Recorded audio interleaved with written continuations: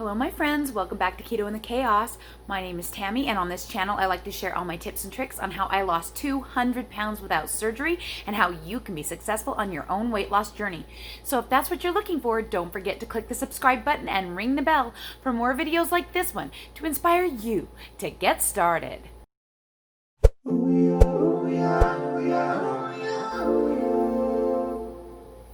Welcome back everyone. It's Saturday, July 18th, 2020, and it's weigh-in day. I'm super glad to see everybody here today. I hope that you guys are having a wonderful weekend. I hope your week is going really well. For you guys, it's Sunday. For me, it's Saturday, and today has been going pretty well for me. I'm kind of exhausted today. I think I've let my electrolytes get a bit too low, but you know, that happens. It's been really, really hot around here today, and yesterday was no exception. I think it got to be 97, and today it's been nothing short of 97. I think it might even have been higher than that. So it's been really hot and I've been sweating a lot, and I think that partly is to do with why I'm feeling kind of draggy today, because it's like 6:30 p.m. and I'm barely getting this video done. So I'm glad that I'm finally getting it done, because I don't want to leave you guys hanging. I know you depend on talking to me on Sundays and listening to me talk about my week and how things went, and my weigh-in, of course. So yes, as far as this week, I had another perfect week. It's kind of weird to me that right now, in the middle of all of this chaos with the pandemic going on and deciding about masks for school and what kids are going to do for school and all the fighting that's going on about Black Lives Matter, everything that's going on Facebook, you'd think that I'd be eating myself into oblivion. But I think what I decided on last week was that I just really feel like because so much of my life and so much of what's going on in the world is out of my control, that my food is like something I can control. And so I'm feeling like I want to exercise control over that part of my life right now, so that I can have something positive to look forward to, because right now it's really, really stressful. I'm a homeschooler, so it shouldn't be that stressful for me. But this was going to be the first year that my 14-year-old decided he was going to go to public school. So we've been dealing with a lot of stress with him not wanting to change his plans and me trying to decide what to do. And now the governor has mandated masks, which makes me feel better, but a lot of people makes them pretty mad. So it's been World War III on Facebook again this week, and I feel like that's the only place I live, because like there's no other life other than Facebook.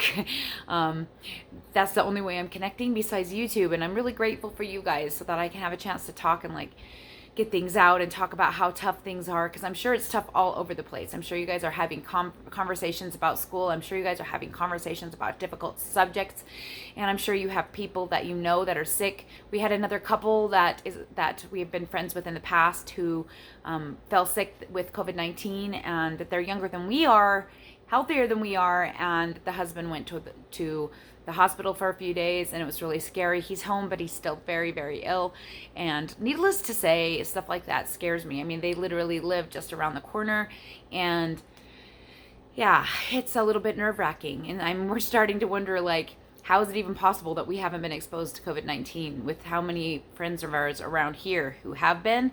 And we go to like the same grocery stores and the same gas stations and things like that. And I think, oh my gosh, it's a literal miracle that so far, so we have not been exposed.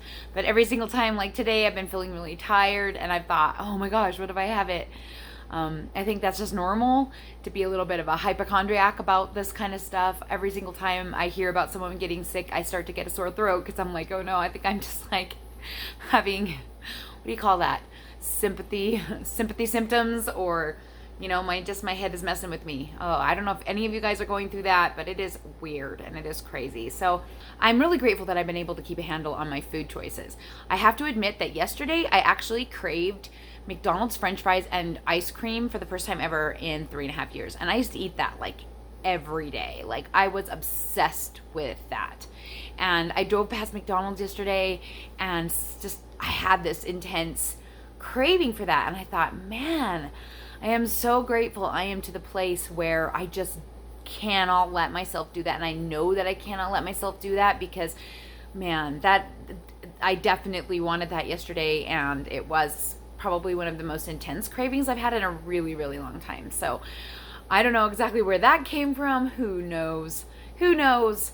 But, even 3.5 years in, cravings can hit you, and you just kind of have to be prepared with your speech that you talk to yourself about. Do you really want to go down that road? You know that you're just going to be starving if you do that. You're just going to be hungry all the time. You're not going to be able to get out of your rut. You're going to gain 150 pounds. Like, I've done it. I literally have done it. I've lost the weight and gained it back, so I know how easy it is to happen. And so I just kind of have to have this like mental thing, talk myself down, talk myself through, go back through the things that remind myself of why I'm doing this and why I'm doing this journey, and how grateful I am that I am not obese at this moment, when people who are obese are more likely to have complications from COVID-19. I'm really, really grateful that I am not in that boat right now, and that's all I need to convince myself to let that dream go. French fries and ice cream is not worth my health and my sanity and my life. So anyway, yeah, that's how I got through that this week. Trying to think if there's anything else that was interesting. It's just the same old. Week 7, same macros, under 1,300 calories. I didn't exceed them. I think one day I went to like 1,319 because I just really, that was yesterday actually, because I really wanted to have Quest chips with my, I had a BLT yesterday on a chaffle, and maybe that's part of the reason why I was craving the sweet and salty, because I didn't have that famous custard and bacon for breakfast. So maybe that's part of it. But I had Quest chips in the morning, and I think that I was just pushed myself a little too high on the calories with doing like a dinner food for breakfast, I guess. I don't know. But it wasn't significantly over. I was pretty careful with what I did for dinner to try and like make up for that. But this is why we pre-track the whole day, right? So if I had pre-tracked the whole day, maybe I would have chosen to have something else or do something different. If I'd realized it was going to mess up my dinner up so much, I would have maybe done something else. But mainly the only thing that messed up was that I had to have mozzarella cheese instead of Parmesan cheese on my spaghetti. So spaghetti squash, spaghetti.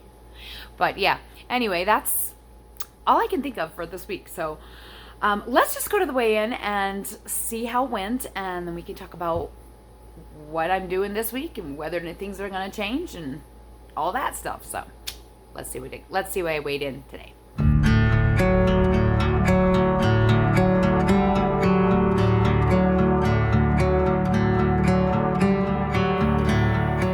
So as you can see, I weighed in today at 177.6. That is 0.6 pounds up for the week. And to say that I am disappointed would be accurate. Mainly, and I mean mainly, because, I talked about last week how I was kind of expecting to retain water this week. It's just the cycle. I usually have 2 weeks where I lose, and then 2 weeks where I kind of either stay the same or gain some water weight. It's been that way since the very beginning of my journey. So I was kind of not expecting to lose any weight this week. And I was thinking it was possible that I would gain some weight. But yesterday the scale was 176, and I thought I had hit the goal, and I thought that I had made it successfully to losing some weight this week. And to have it go back up 1.5 pounds overnight is annoying. But I also know that I lost weight because I did do my measurements. So I did my measurements, and guys, I lost 1/2 inch around each of my thighs. I haven't lost any inches around my thighs for well over a year. I am like hecka happy that I did my measurements, because I know that I lost that pound of fat that the scale didn't say that I lost this week. So it's annoying. But this is just what you guys see. You can't always count on the scale being your only barometer for whether or not you are doing well. I know I did well. I did perfectly. And even though this is week 7, and now officially my streak of losing every week is broken, which is stinky, because I think it's the longest I've gone without having a stale week since I first started the journey when I was almost 400 pounds. So at this weight, to have 6 weeks in a row of losing, that's pretty epic anyway. So I guess I shouldn't be too disappointed that I'm having a week where I'm going to be staying basically the same, 1/2 pound up, whatever. It's nothing, no big deal. So I guess it's good for you guys to see that even when you're really perfect and you don't make any mistakes and you don't eat off plan at all, the scale doesn't always cooperate. And that's just the long and the short of it. And that's how it's always been for me. And so there you go. I don't have any plans changing this week. We do have a holiday this week, a barbecue, so I'll probably eat a really low fat first meal, and then have like a fat, like maybe some kind of, like my famous Jello salad that I like to have, or maybe something a little bit more beefier for dinner. I don't know. We haven't decided what we're going to do yet for our barbecue, but we do have a barbecue this week, so I'll probably have one day where I eat over my calories, and I will plan it out, and I will plan it in advance, and like that will be part of my week, and that's something that I'm going to be doing. Like I said, I usually have 2 weeks where I don't lose, so maybe I won't lose this week. I'm hoping, because you never know that I will, but you never know. It would be really nice to see that scale move by the end of the month, so I have a little bit of time, and I'm not super worried about it, but I would like to see it move a little bit more by the end of July. But like I've told you guys before, I try really hard not to have a pounds goal so that I don't get disappointed. I have my in the back of my head goal, but my real goal is just to follow through with my action plan, which was to have 3 perfect weeks of macros.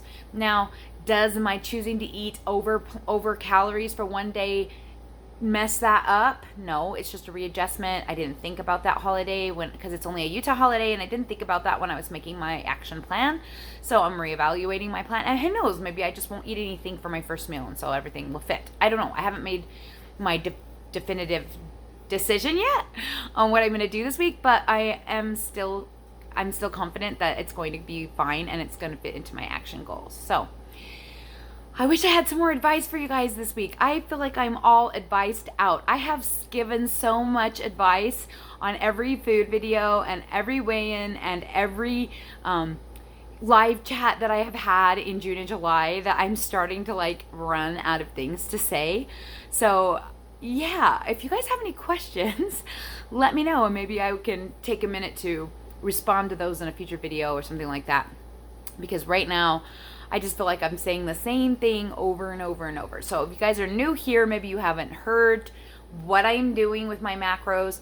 If you go back and watch any of my previous food videos, there's the last 3 or 4 of them, I think, I'm talking about what I'm doing, what macros I'm using. And of course, you can always join us on Facebook. I have my macros chart and a getting started guide available right in the pinned post at the top of the page under announcements in my group on Facebook, which is Keto Chaos. And the link, of course, is in the About section below. All the good links are in the About section. I have affiliate links for my favorite products on Amazon, and I have lots of fun things that you can do. I also have ways that you can financially donate to the channel should you so desire. Those are available down there as well, Patreon and PayPal and a few other things like that. So if you guys are looking for all the goodies, they are in the About section. Don't forget to check that information out, and hopefully next week's going to be a little bit better of a week, and I will have another loss to report instead of a gain. But you know what?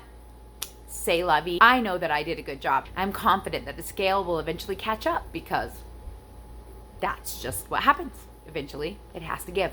So, all right, guys. Thanks so much for watching this video. I hope that you have a great week, and I will see you all again soon.